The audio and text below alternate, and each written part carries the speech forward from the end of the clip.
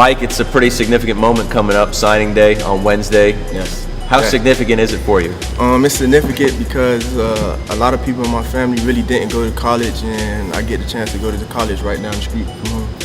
So that college is the University of Miami. Yes. Now, you were telling me that during your 11th grade year, you were kind of bugging Artie Burns. Yeah, I was bugging Artie Burns a lot after like big games that I had, like a lot of sacks and stuff. To tell Al Golden to get me off.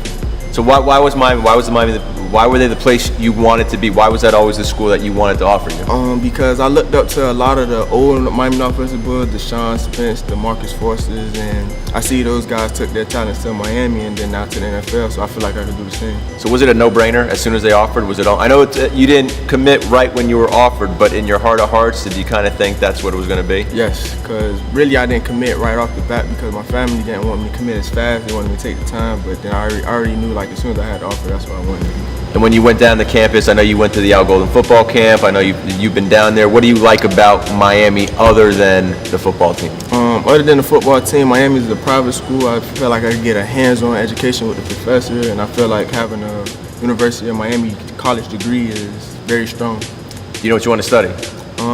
Most likely I might study in business and management and sports marketing.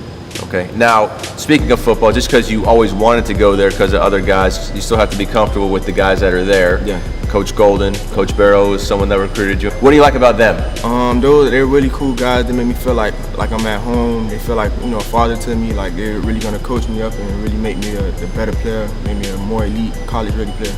Now, there's been a lot of work, a lot of sacrifice, a lot of sweat.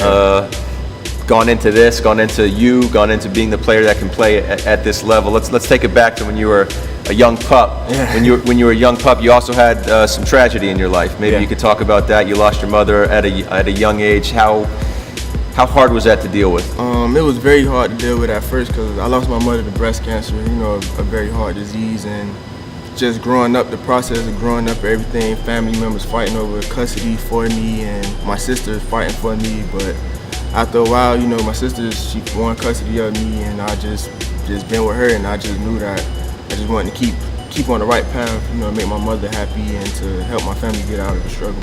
How much of all of this is done for your mom and your sister? How much of this is a big moment. Yeah. You tell you to go off to college, to play Division I football, to play in your hometown. How much of this is about more than just you? This is a lot more about just me because it's just my family. I like to see them happy. I like to see them seeing me being very successful. I'm glad that I'm not part of the statistics, being in the streets, selling drugs and stuff like that.